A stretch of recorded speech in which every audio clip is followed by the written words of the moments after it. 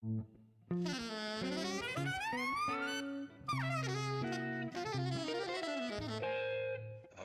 Jazz.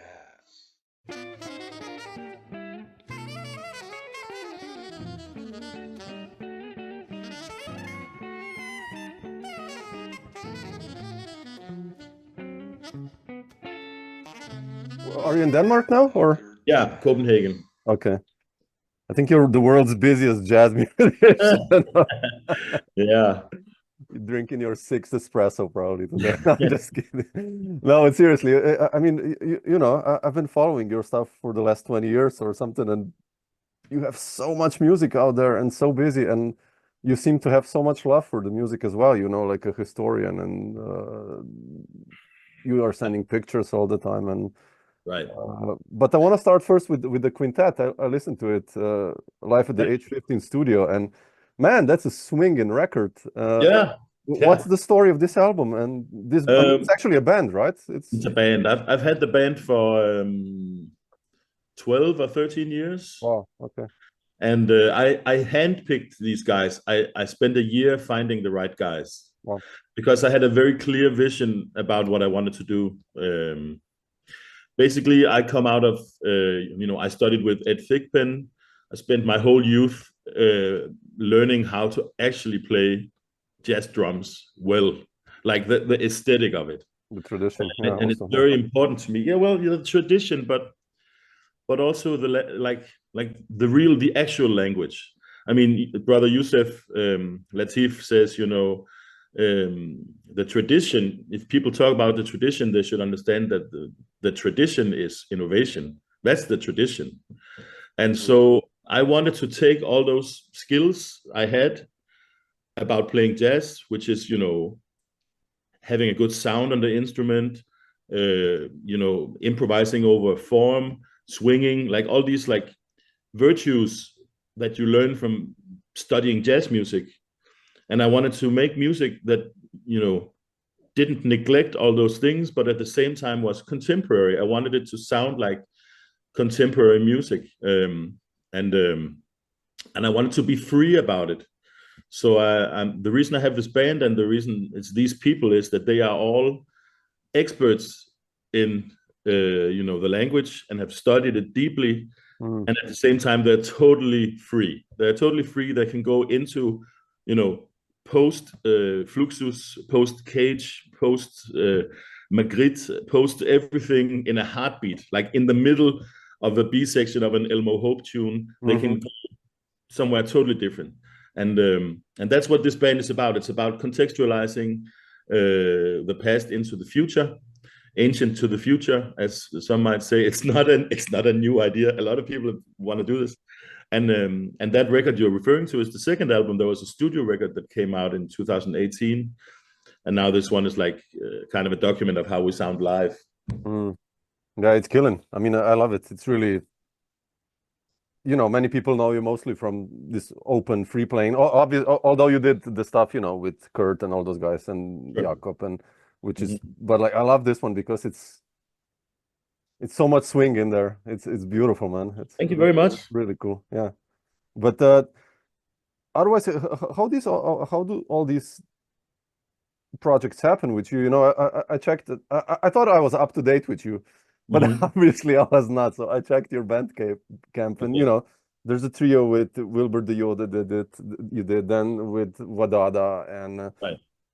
And with my man Bob Moses. Yes. Greetings to Bob. And how do all these stories happen? Each of them happen differently. I mean, like with Bob, how did that one with Bob and TCG? Well, Bob, I met Bob about maybe 10 years ago. And we've done a few concerts where we were two drummers. And he's been coming to Copenhagen quite a lot. He has a lot of friends and connections here. So when he has been here, we've been in touch. And then Bruce Galanta from Downtown Music Gallery. So he introduced me maybe 20 years ago to the music of TCG Munoz. And I was totally blown away. And for a long time, I was like the only guy in Denmark who knew about TCG. And all my students, I used to teach at the conservatory. I don't anymore. But when I used to teach, I would play this Tsitsi for them, and everybody would be like, "Who the hell is this guy?" And then when I started hooking up with Bob, we would talk about Tsitsi a lot, and he more and more kind of said to me, you should really meet him. You should really play with Tsitsi. It would be an amazing experience for you. So I finally invited Tsitsi to Denmark to participate in a symposium I was arranging. Okay. Then he had a health issue and he had to cancel. And then nothing happened for a couple of years. And then finally, I kept calling him. And then I was going to Washington to play a gig with Cooper Moore. And then I was like, Washington, that's not so far from, Virginia, where Tsitsi lives. So I took a bus to Virginia to meet Tsitsi. And I think Tsitsi just kind of told Bob to be there.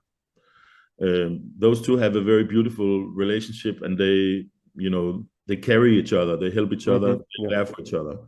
So I'm not even sure. I mean, originally it was supposed to be a duo with Tsitsi, but I'm so happy that it ended up being a trio with Bob. And I love him so much. He's such an inspiration. Yeah. And he recently also did a record here in Denmark with 6 drummers. Wow. And Jesper Søjden, the saxophone player, where it was Marilyn Masur, Bob, me, Michaela Østergaard, Thomas Præstegård, and Thomas. One more drummer. Wow. And a guitar player. Yeah. Interesting. Wow. Yeah, Eilert, Thomas Eilert is his name. Yeah. He loves these crazy projects. Yeah. Yeah, I think he's been doing similar things like that all over Europe, at least with like many drummers together. Yeah. Beautiful. Yeah, actually, yeah. Was he? I mean, talking about inspiration, we're kind of the same age, So, with what got you inspired, I guess, for playing this music? You mentioned A-Type, and Bob was already playing when we were born. Right. With Bright Size Life, I think 1976 when you were born. So right. With Jaco and Pat, and what got you inspired to play this music in Denmark? I mean, what was happening? I guess early 90s, late 80s. When did you get the bug for jazz? I didn't listen to Bob's playing when I was younger that much. That came later to me. I started out playing to my parents' record collection, which was super diverse. It was like Ravi Shankar records, a lot of Misa Creola, some strange, like a John Denver album and some Muppet Show records. And I just was like play along to all of that. And then at some point I got bitten by the same flu that I think everybody pretty much in my generation was bitten by, which was like the grunge thing, like that Nirvana, Rage Against the Machine. That music was so important to me. That was the thing that I identified with that so much. I even had Zach De La Rocca's haircut. So yeah, there's a picture there, but I have to kill anyone who sees it. But my mom has a picture from that period of my life, which is very embarrassing. But so that kind of was a thing. And then from there, somehow it became like the whole rock history, all the Led Zeppelin records, all the Deep Purple, blah, blah, blah, the Doors, so and so. And that suddenly became Tower of Power, which was where I got more and more interested in, the actual physicality of playing the instrument, like the difficulty of coordinating and stuff like that. And that somehow moved into, that's when around the time when the whole soul jazz, acid jazz period started coming from England. Oh, yeah. I would say very early 90s. Yeah. And then I got into that, and then Lou Donaldson, and that's when Lonnie Smith became my big hero. And Idris Muhammad was my first jazz drummer hero. And from there, it just became, obsessive for many, many years. And I just went meticulously through everything, all the way back to Baby Dots, all the way up to Tyshawn and whoever comes after him. So, and somewhere in there was Bob Moses, of course, as one of the, one of the sound main creators of the language of the instrument. Yeah. Now I see your record collection, and you always, when I see your posts on Facebook, you're so much connected to the history also, and you should see my cassette collection. Really? Oh shit. Okay. You mentioned your generation. How was it like? You know, I know Jakob Dinesen and AC. Right. I mean Andersen. It's Well, like a I've really known strong Jakob since generation. he was 14, and he has had a different, I think he already much younger than me knew, like he was already transcribing Winston Kelly solos when he was 15, Oh wow. and I was at that time still, much more just all over the place. So that's another kind of more like focused, deliberate mind we're dealing with there. Mm. AC is a little older than me, so I don't know. He's slightly, yeah. But Yeah. how did you guys still connect? You know, all these. I know that record you did with Kurt and Jakob. Everything will be all right. And you started playing with Michael Blake, who I love. You know, greetings to Michael also, by the way. Like, Mm. how did all these connections and entering the scene begin for you? Well, each person is a different story. I mean, the whole Jakob Dinesen, AC, Jakob Bro, that whole scene, that started after I moved to Copenhagen, which I did in 1997. So there, in the next couple of years, I started meeting everybody, and those guys were already established on the scene when I moved there. As far as Michael Blake goes, we met quite interestingly playing in the same blues band. I went touring when I was 18 with this American. He was from Alabama, amazing guitar player and singer called George Kilby Jr. And he had a band with two horn players, and Michael was one of them on part of the tour. Interesting. I was playing drums. I was 17 or 18 at the time.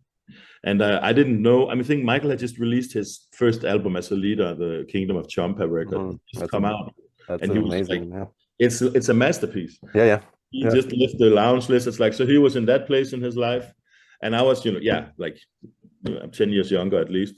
And so we just really hooked up and started like jamming playing duo jazz when we could, in between this, like playing Jimmy Reed and Louis Jordan tunes and the occasional meter tune and with this band, which I played with a lot. I mean, I it was like a month-long tour all over Europe playing this music. Amazing.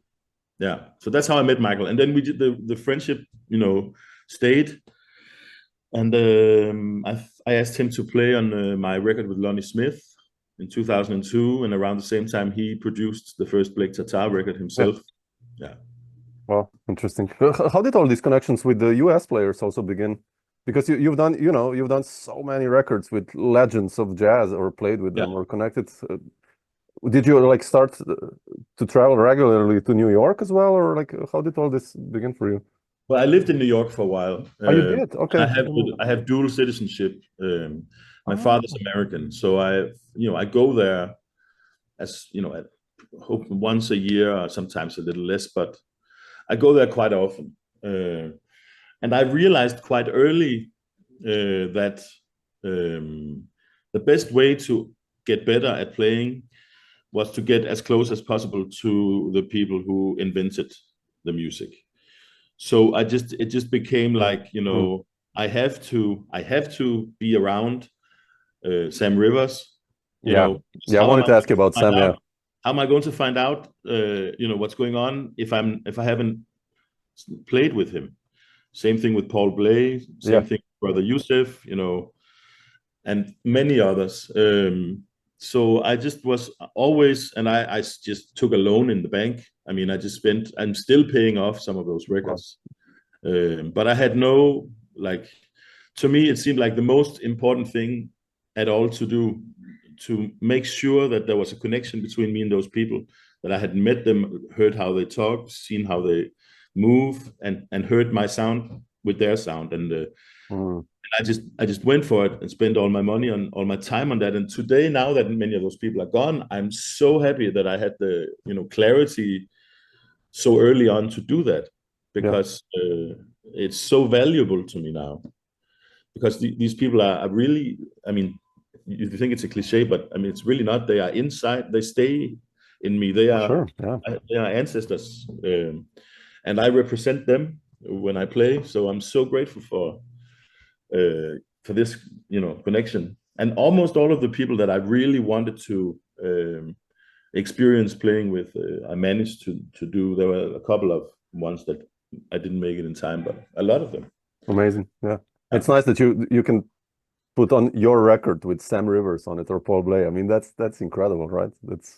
It's amazing, and I mean, insane, there's a lot of stuff I didn't release. Like I have a whole duo album with Derek Bailey sitting. Oh shit, man! Come on. Yeah, and a bunch of other stuff. Wow. You mentioned Sam and Paul. Like, I know Paul was notorious for, he had his own shtick. Yeah, like how were the stories with Sam and Paul? Your experience with them and. Well, very different. I mean, Sam. It's interesting. I mean, the whole build up to working with Sam was very easy. I would just call him. He gave me his fax number. I would fax all the music over to him. He would transcribe. I sent everything to him in B flat. He transcribed it back to C. Wow. Because he said to me, "I'm a piano player." He kept saying. He called himself a piano player, and then which he also was, of course. And so he re-transcribed all my music, and then we had I think 3 or 4 days together, staying in a hotel in Soho. Oh, beautiful. And we were just stoned all the time. I mean, he was smoking so much, like strong. And I was like, how did you get this stuff? I mean, you just bring this on the plane? Because he lived in Florida, and we recorded in New York, and he was just like, I just put it in my pocket. What are they going to do? Arrest me? I'm 84 years old. You didn't care, yeah. Gonna arrest me, like that. So he just kept me fucking stoned for 4 days, and we recorded a lot, but we also hung out and listened to his records, which he hadn't listened to himself. He hadn't heard Fuchsia Swing songs since he recorded it in 60. Really? Oh wow, man! I listened to that with him, and he was discovering it for the first time. It's pretty incredible.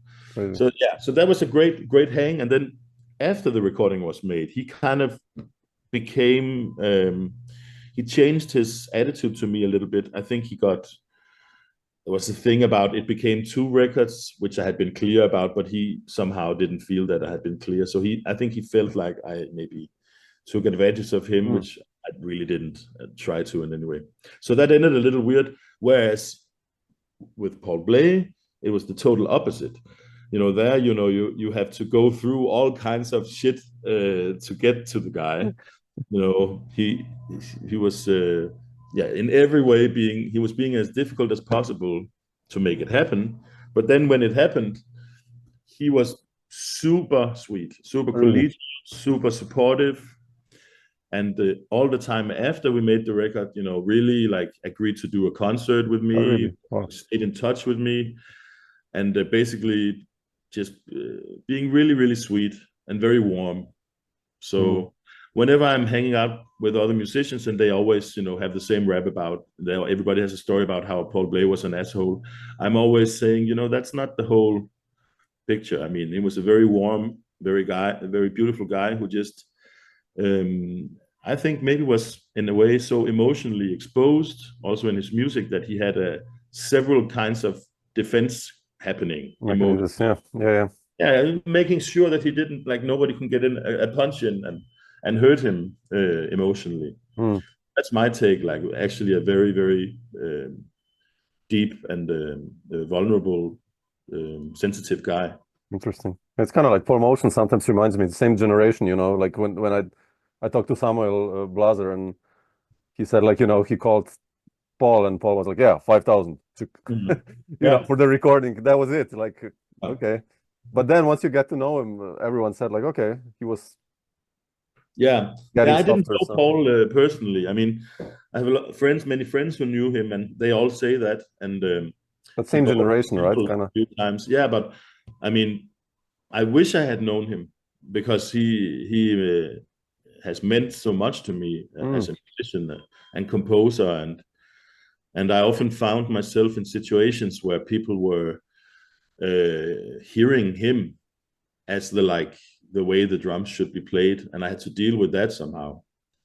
And I remember the day he died. I was in New York. I was in Ivan Opsvik, the bass player. I was in his apartment, and we heard that Paul had died, and Ivan played with him. Oh, And yeah. Oh, yeah, I did a couple of gigs, yeah. yeah, and the record also. Yeah. And I remember thinking, okay, that's it. Like, that's it. Nobody can get on stage now and copy Paul Motion. While he was alive, it was okay because he was still there to kind of change the story himself if he wanted to. But now that he's gone, playing anything that's like, you know, copying Paul Motion to me felt like grave robbing somehow. Yeah. And I don't feel that about everybody. I don't feel that about copying Art Blakey. But I really felt that with Paul. And whenever I'm playing with somebody and they say, you know, this is kind of a Paul Motion type of too, I just always go like, don't say that, man. Just you know, don't. It's not fair to say that, because it's bigger than that. It shouldn't be, you know, a pastiche. It was such a delicate, deliberate message he had on the drums, and it shouldn't be reduced to that. Yeah, but compositionally, I think it's nice when you hear that he as a composer, he left a mark when you say, like, you know, it's kind of a Paul Motion vibe tune, like rubato-ish, just that sense, you know. It's I know what they mean, but I know what you mean. I think it's very uninspiring if someone says that. Yeah. What's your story as a composer? I mean, you mentioned compositions and you wrote them, gave them to Sam, and how did you start writing, or how has your writing developed through the years?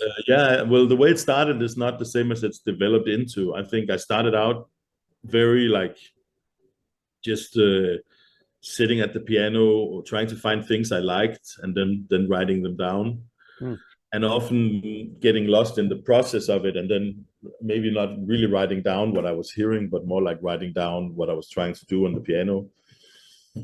And then, you know, the more you do it, the better you get at it. And so I started finding ways to write better pieces. I've always composed for my bands, but I would say that maybe not until the last 15 years has it started to be like compositions I'm really proud of. And now it really comes in bubbles like that. There might be 2 months where I don't compose at all, and then I write 10 pieces, you know. During the pandemic, I wrote a new composition every day, so I have a whole stack of music from that period. Yeah, so you're saved for that. You have tunes to... Yeah. But what about you as a band leader? You know, you said you started leading bands quite early, and then just contacting all these amazing players. Were you immediately comfortable in that role? I've always been. Even if there was Sam Rivers or whoever, you knew how to. Yeah, I would say so. But I think also the whole concept of band leading is a very cultural thing. If you talk to somebody from New York about being a band leader, that means a totally different thing than somebody from Denmark. And that's about how people organize themselves socially. So there are very different rules. I don't have any desire to have any power over anybody I'm playing with. I really don't. I don't need them to know that I'm in charge. In New York, that's very important. There's a whole system of ways to interact. And now I'm playing in your band, so you can tell me what to do, but then tomorrow it's my band and it's the same people, it's my band, and then I can tell you to not play on the hi-hat in the bass solo or whatever. And I don't feel that at all. I feel like I of course have a very clear vision about what I want to do musically, and I make sure I pick the right people, and then I make sure that I show them inside the music what the possibilities are. So if something becomes, I hate redundancy, I hate slow thinking, I hate when people think that, you know, that they should follow a certain path of thinking. If I'm sensing that that's going on, I immediately show it inside the music. I would very rarely need to address it vocally. Yeah. So like that. And then otherwise you just, you know, stop playing with somebody if they don't get it and choose somebody else. Yeah. So many musicians out there that it's crazy. Good musicians. I mean, it's insane. Exactly. I've been doing these interviews. It's like I'm at number 500, and Yeah, I saw the list. It's pretty incredible. You know, the list is still like of all the players. When I check I just go through my record collection. I'm like, oh shit, Kresten, or like, you know, I don't know, whoever. Like, oh shit, and Yeah, you just like the list of the players out there and composers and band yeah, leaders. It's insane. You know, everyone's working so good and yeah, crazy. Yeah. But me being a guitarist, you mentioned Derek Bailey. I'm now intrigued by that. You said you have a record with yeah, Derek. yeah. Uh, you know, the UK improvisational scene was completely risk. I had it has his own kind of story. What was your story with Derek? Like, how did you hook up with him and playing with him? Like, Yeah. must have been loud, I guess. I was very, very. I was at a very young age, actually. When I started listening to jazz music, I had two early heroes in free improvisation. One was Cecil Taylor, and the other was Derek Bailey. Hmm. And so I had some records already. This is early. This is 2001. Wow. And I was living in New York at the time, and there was like he often did the thing where he went to New York for a week, and then they had a week-long series of concerts at Tonic where he would play with different people. I Hmm. saw him play duo with Susie Ibarra. I saw him play trio with two other guitar players, and then I saw him play quartet, where the band was John Zorn, Joey Barron, Reggie Workman, Whoa, and was that Derek. recorded ever? No, I don't right? think it was Oh recorded. I don't shit, know. I never man. seen a recording of it. That's a But bizarre lineup. so I knew Joey, and I went up to him afterwards to talk, and he introduced me to Derek. And I just said, you know, I would really love to record duo with you. Um, I will pay you some money, and I will promise you that I'll never release it. I just want it for my own, development. Mm, interesting. And I said, I will sign a contract and give to you, saying that if there's ever any question about whether this music should be released or not, we have to renegotiate from scratch, and you can say any fee you want or refuse to put it out, or you Oh, have it's fair. complete Yeah. control. And and Derek agreed to do that the next morning. Actually, he said, "Well, I'm not doing anything tomorrow afternoon. If you can find a studio, pick me up at 10, and then we do it." And John Son was there, and he overheard it, and he was like, "I'm really surprised he said yes to that. If I was him, I would never say yes to somebody who came up to me like that." But luckily, Derek is not the same as John, and John, yeah. so I booked a studio. It was Peter Carl's studio in Oh the yeah, sure. Windows building. And Derek had just gotten a new acoustic guitar, so half of it was electric, and the other half was acoustic. Wow. And then there were 3 or 4 tracks in the end where my cousin joined on experimental vocals, I would call it. We had invented our own language, and he was like freestyling on that. Wow. I was playing rototoms in the end there. So Wow. that's a cool album. And then I Interesting. hung out with Derek and his partner Karen the rest of the day and had some beers, Beautiful. and that was the end of that. And I listen to it once in a while, and it sounds great. But I also know that I was pretty young, and there's a lot of Derek Bailey records out there, and also I would have to probably find a lot of money, or go through some kind of legal stuff to release it. And I don't really Yeah, yeah, sure. sit on so much material. I mean, that's not like the first. Priority, yeah. Yeah. Yeah, yeah. Well, it's interesting. I mean, how you approached it. Very, very, very cool. I like that. Mhm. Quite cool. Otherwise, what's on the schedule for you for the upcoming months? And I mean, I know you had like the Copenhagen Jazz Festival, which was crazy for you. I saw your schedule. Yeah. It's insane. But like, So what's coming up for you? Like tours, projects, coming up albums? is last week I was in Cologne rehearsing for new music by Theresia Philip, who's a great saxophone player. And that music is being performed on Wednesday at Stadtgarten in Cologne. Okay. Oh, wow. Okay. Tomorrow I go to Groningen in Holland to play trio with Siv Taubenfeld and Ollie Bryce. Oh, wow. Beautiful. Yeah. That's a new trio. We're going to be doing some touring in October in England. And then I have doing a lot of playing in Denmark with different projects, doing a lot of recording. Then I'm going to tour in Sweden and Norway with Naka Forum, which is this band with Jonas Kohlhammer, Okay. Kaifes, and Johan Bertling on bass. Oh wow, beautiful band. We're just releasing a new record. We've done 4 albums together, or something like that. Fantastic. Okay. Are you hearing this noise in the background from me? Yeah, someone scraping a pen or something. Yeah. I don't know. Is it a problem for you? No, it's all good. It's pretty loud here, so. It's all good. Not for you, then it's fine. Yeah. Basically just playing, all the time.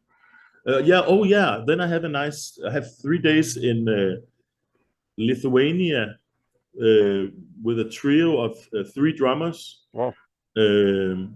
A guy called Arcadius, Christian Lillinger from Berlin. Oh yeah. Okay. Me, Beautiful. 3 drummers. It's going to be super fun. And I'm also doing a tour of the Baltics with my cousin Søren Kjærgaard later on in the Wow. So yeah, all kinds of stuff. I'm also playing trio with Signe Emmelut and Ole Morten Vågan, the great. They both live in Norway. Amazing players. Wow. So that's all that. And then in January I go to Japan on tour and New Orleans, and then Mexico. Yeah. Man, well, what about the albums? I mean, I know you're so active on Yeah. Bandcamp or releases. Do you have something coming up or? Well, I just released 4 albums pretty much at the same time. So I'm going to let them live a little bit. But I already recorded another quintet record with my quintet from this summer's jazz festivals. And I have a duo album with Joel Futterman that I really would like to release. Oh, wow. Okay. That sounds incredible. And then there are some, I mean, I'm kind of torn between all this archival material I have that I want to release. There's 2 albums with John Chikai and Oliver Lake that could very easily be put out. And that band was really good. We played a lot together and composed music for that. Just drums and 2 saxophone. Jonas Vestergaard on bass. Okay. Wow, man, beautiful. Amazing band. Wow. There's also more material with Masabumi I haven't released, with the record with Thomas Morgan and Ben Street and Masabumi. Wow. Beautiful, man. The whole album still in the can there. And there's also what was I going to say? I released a duo album with Jerome Cooper, the amazing drummer from the Revolutionary Ensemble, who, in my opinion, is one of the most underrated and greatest drummers of all time. And I also have material for one more release from that. So, but it's all a question of money. Like, how do you get? I mean, I need somebody rich to come and help me release my Do you release them on your own otherwise, these records always, or? Most of it's released on the Ilk label. Okay, the Danish cooperative. Yeah. But I have so much now that I'm also releasing it other places. And my friend Tomo Jacobsen has a label called Gotta Let It Out Records, and I'm also putting some stuff out on his label. So, I mean, that's just there's so much stuff, and at the same time I'm making new stuff. I'm actually right now I have a digital harpsichord and I'm composing songs on that. Wow. To do kind of like a Night of the Purple Moon type of sound, and maybe sing also some songs. Wow, okay. So I really want to do that, and I also want to make a piano trio album, because I've been playing a lot of piano trio recently, and I think I'm starting to sound good enough on the piano to make a record. It's always been like, maybe I should wait a year, then I had a little more time to practice, It's been like that for 20 years, so I think maybe now's the time soon to make that piano record and get it over with, so I can move on. But so there's a lot of stuff. I honestly don't really know. It comes down to money, and I just know what you mean. Much on these 4 records, so I don't know. Yeah, I'm the same. I have like 12 masters on my computer of albums from the last 4 years, and archival stuff, and I'm like, shit, like, okay, put it on Bandcamp. Do I do it physical as well or not? Does it make sense even? I'm the same, like questioning what's the. I know. I want the things to have physical shape. Yeah. Otherwise, I think they don't have the same freedom to move around if they don't maybe physical even, shape. yeah. If everything is just streamable, I know where it's going to end up. I know it's going to be a question of playlists, and that's a boring way for it to move around in the world, I think. So you basically make of every album that you released on Bandcamp also in physical form. You do. Yeah. Okay. I don't think I've released anything that wasn't in physical form. Physical. Well, yeah. Then it gets more expensive, of course, and but cassette is also a nice media. That's coming back, right? Yeah. I did a couple of cassettes that I'm happy about. Yeah, and vinyl, of course, it's coming back, which is more expensive and vinyl is great, but more expensive. Yeah, and vinyl is also for rich people. I mean, the thing about CDs, everyone was saying that it's on its way out. I don't believe that at all. Me neither. Yeah, you can sell them on gigs, right? I mean, then you can sell it on gigs, but it's also like the thing with CDs is they're cheap, and for young people who don't have that much money, they're not going to buy these vinyls. I mean, but they will buy the CD, and the reason they will do that is because it's unscannable. So if somebody buys your latest CD, nobody knows that they're listening to your music. It's between them and you. Yeah. And that's getting more and more valuable in the future. That you can take your identity back. It's not going to be an algorithm that says, oh, if you like Kresten Osgood's music, maybe you like Dennis Chambers' music too. And then suddenly you are somewhere strange, Yeah. Comes between you and the artist, so you can curate your own portfolio of what your taste consists of, and that's going to be more and more valuable in the future. I really believe that. Plus, you're not contributing to AI if it's not lying up there. You're giving it its own shape and its own presence in the world. So I wouldn't write off CDs anytime soon. No, I mean, I usually when I go on the road, I take, if I promote the new album, I take the new album, obviously the most copies, but then I just take the albums from the past and I do like a bundle deal. If you buy 2 albums, you get 3 others for free or something like that, because my basement is full of albums from, No, they have to come out in the world. Yeah, just that they go out. I don't care, even if, and it's important that people just, that it circulates and it's out there, so. Yeah, and then somebody buys your record and they throw it out, and then someone finds it in the trash and move to China, and suddenly your record is there, and somebody's. Oh, it's true. I mean. So true. Yeah, I agree. Definitely. Or find it on a used CD shop, somewhere like, oh, how did that end up there? Yeah, I love that. I loved it too. Yeah, but cool. Kresten, man, I will. You'll probably have something on the schedule again, but so nice to hear you talk about some things, and I hope you get to Slovenia one day, that we get to play or something. It would be nice to. Yeah, I would love that. I mean, I think I have played in Slovenia once, but it's been a long time. Yeah, I mean, we have a guest room here in our room. I have a drum set. Whenever, if you have some days off, you're kindly invited. We can hang and play. And sure. There's a great Slovenian saxophone player living in Copenhagen right now. Oh. Michaela Tuchevora. Oh, I don't know her. Wow. Yeah. I'm pretty sure she's Slovenian. I really hope. Slovakian. I don't think she's Slovakian. No? Okay. I'll check her out. I don't know her. Yeah, and I hope I didn't just say something wrong. But she's incredible. Yeah, well, that's good. So nationality doesn't matter then in the end. Yeah, right. It's incredible, right? Yeah. Cool. Well, nice to talk to you, Samo. Yeah, you too. Stay strong, Kresten. Yeah, you too. I'll send you a link when this is out. So. Thank you. Okay.